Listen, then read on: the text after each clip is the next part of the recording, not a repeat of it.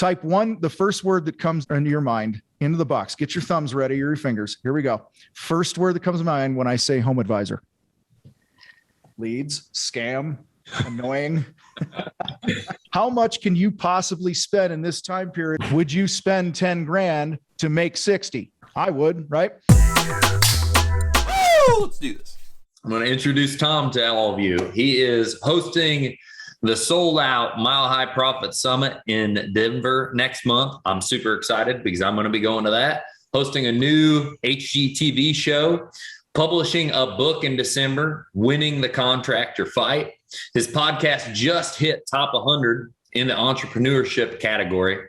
And for reference, there are over 1 million podcasts on Apple Podcasts, and a ton of these are entrepreneurs. He's my business coach and countless others. I mean, we've been involved in multiple things together. He's got boot camps, fight night, YouTube channel, impact group. We can mention the podcasts, and that's just what he's doing right now. And I'm sure I'm missing stuff because I always find out more and more as we go. Take advantage of this time with Tom. Tom has brought so much value to my company, and he brings so much value to everything he does every day. And I'm really glad I get to share all of that with you guys. So without further ado, introduce yourself, Tom. Damn. Well, I can't beat that. That's pretty nice of you, man. Thank you.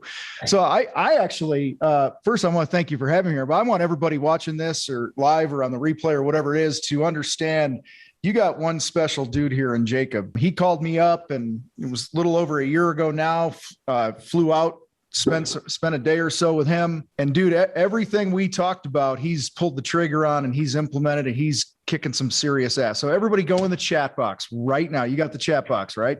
Go, nice job, JG. Everybody do that in the chat box. There we go. All right. Because seriously, man, you are setting a hell of an example. As he mentioned, he's in one of my mastermind type groups. There's a level of excellence he brings to everything that he does. He makes no excuses. We have some accountability stuff. And I mean, dude, when you're going to be out of town, you're going to be on an airplane, you've been traveling, like, guys, he's jumping on several hours earlier, shooting a video and sending it to the group to be accountable to the group. And hardly anybody ever does that. So he's not somebody who's just telling you what to do and coaching you what to do. He's actually living it. So dude, I appreciate you, man.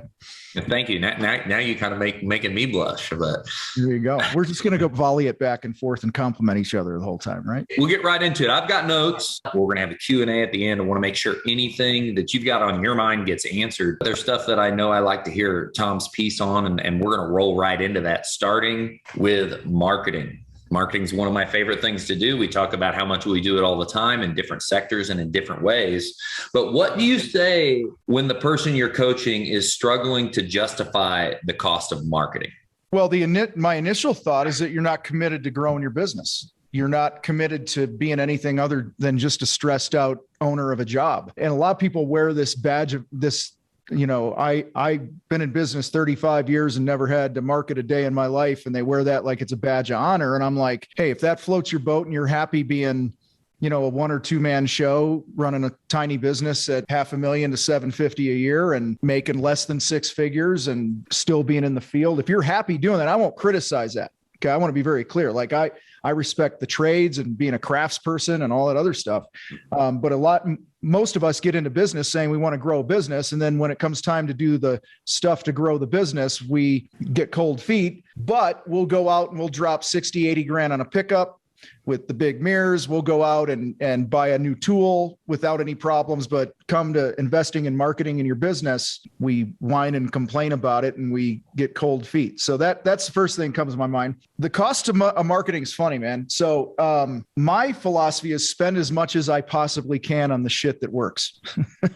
So that's why it's important to track. Type yes or no in the chat box. Do you track every phone call, every lead, every whatever that comes in? Source of the lead, all that other stuff. Probably be a higher percentage in this group that actually do, because you have Jacob here, right? But like, guys, if you don't have the data, then you're going to be afraid to invest the money. That's the other side of this, right? It's like literally just hired a Facebook ads guy, signed the contract the other day, and we're starting with a $5,000 a month budget. And our goal is by the end of the year to be spending $50,000 a month. And I hired a guy who's got a proven history and the data and all this other stuff of working with people like me. And so my goal is, I know if I'm writing a check for that much money a month, I know that other good things are happening in the business. Does that make sense, you guys? If you have cold feet about spending, money on marketing, it's probably because you're not tracking. That's usually what I see, Jacob, in like when I coach people and we're in groups or one-on-one and I start asking questions, they'll say, oh, $1,500 a month, that's a ton of money. And I'm like, well, how do you know it's a ton of money?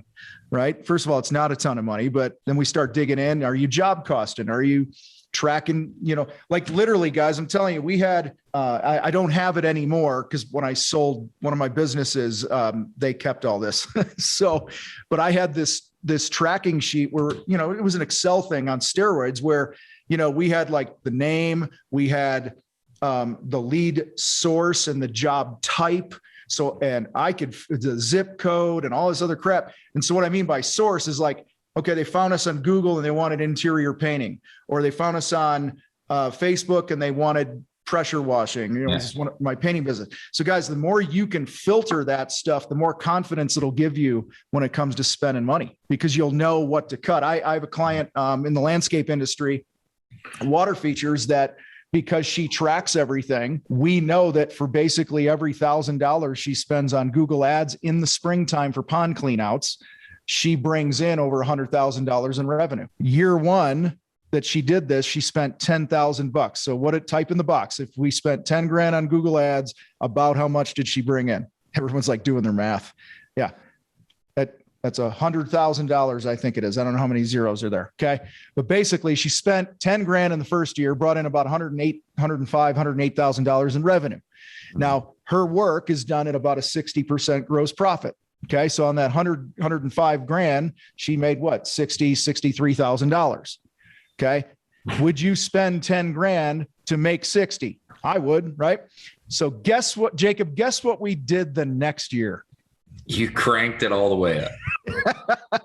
Yeah. I said, how much can you possibly spend in this time period on these ads and sure as shit, she did about $250,000. Okay. Just in that 2.5 month spring clean out type season. Okay. So, but guys, we wouldn't be able to make that decision if she wasn't fanatical about tracking. The other example here is there were other things. Okay. This is always a fun one. All right. Type one, the first word that comes into your mouth or into your mind, into the box. Get your thumbs ready or your fingers. Here we go. First word that comes to mind when I say home advisor.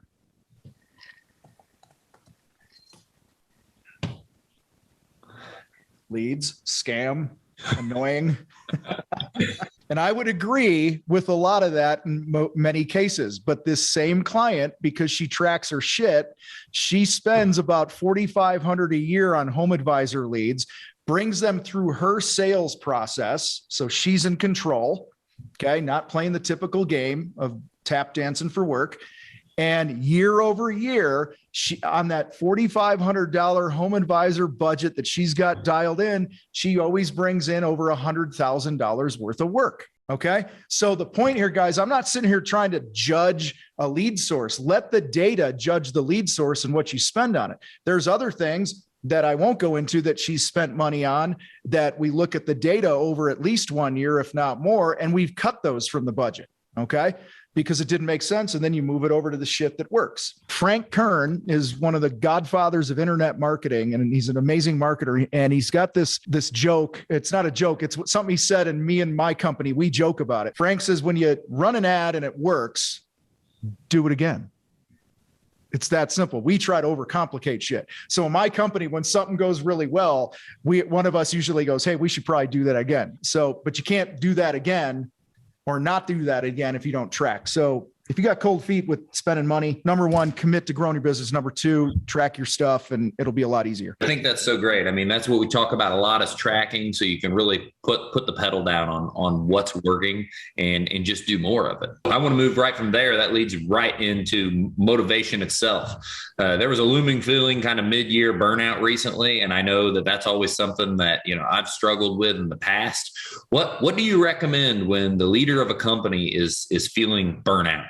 100% of the time, and this is what I do for myself, is